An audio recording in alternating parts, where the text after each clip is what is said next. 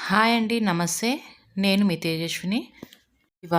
ఇవాళ ఎలాంటి మసాలాలు వాడుకోకుండా ఈ పొడి వేసి చేసుకోండి. గుత్తి వంకాయ కూర మాత్రం చాలా అంటే చాలా రుచిగా ఉంటుంది.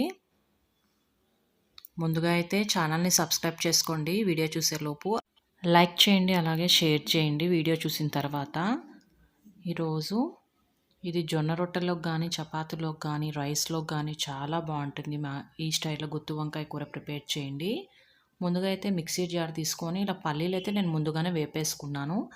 1.5 గ్లాస్ దాకా పల్లీలు అయితే తీసుకొని మిక్సీ జార్లో వేసుకోండి. అలాగే వెల్లుల్లి రెవ్వలు ఒక 7-8 వేసుకుందాము.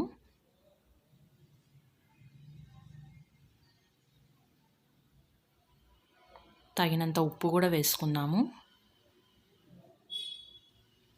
అలాగే కారం కూడా తగినంత వేసుకోండి. ఎందుకంటే పల్లీలులోకి ఎక్కువ కారం వేసుకుంటేనే అండి టేస్ట్ బాగుంటుంది. లేకుంటే పల్లీల ఫ్లేవర్కి కొద్దిగా మూత పెట్టేసుకొని మిక్సీ పట్టేసుకుందాము.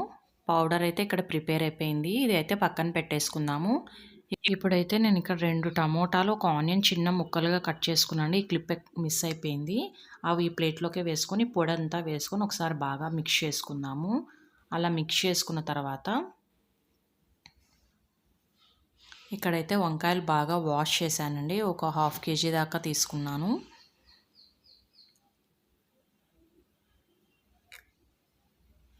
ఇలా 4 ముక్కలుగా స్టఫింగ్కి సరిపోయేటట్టుగా కట్ చేసుకొని ఇప్పుడు మనం కలుపుకున్న పొడినంతా ఇలా స్టఫ్ చేసుకుందాము అన్ని వంకాయల్లోకి.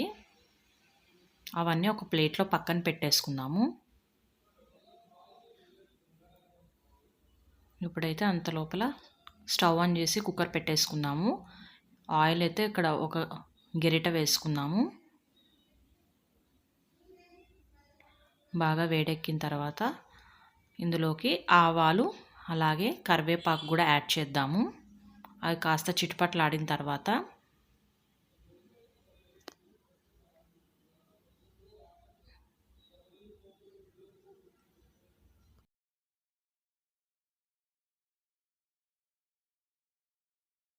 ఇక్కడైతే అన్ని వంకాయలు స్టఫ్ చేసేసి ప్లేట్లో పెట్టేసుకున్నామండి.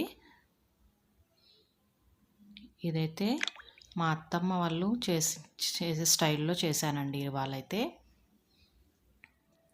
ఇప్పుడు అన్నీ ఒక్కొక్కటిగా స్టఫ్ చేసుకున్నామని తిరవాతలోకి వేసేసుకుందాము.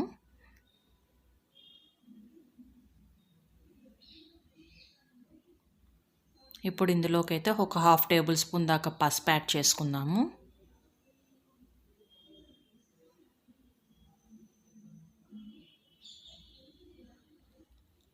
ఒకసారి గరిటెతో అంతా బాగా మిక్స్ చేసుకుందాము. వంకాయలకంతా పసుపు ఆయిల్ బాగా పట్టేటట్టుగా.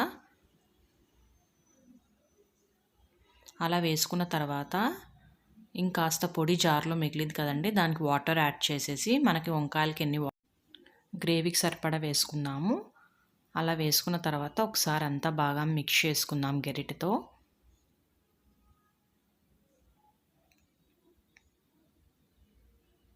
ఇప్పుడైతే నేను ఇక్కడ కారము సాల్ట్ తక్కువ ఉన్నాయని ఇక్కడైతే యాడ్ చేశానండి. మీరు కూడా ఒకసారి టేస్ట్ చూసి సరిపోకుంటే యాడ్ చేసుకోండి.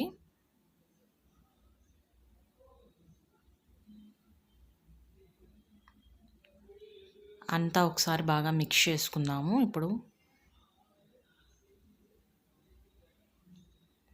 ఇవైతే ఒక 2 విజిల్స్ దాకా పెట్టేసుకుందాము.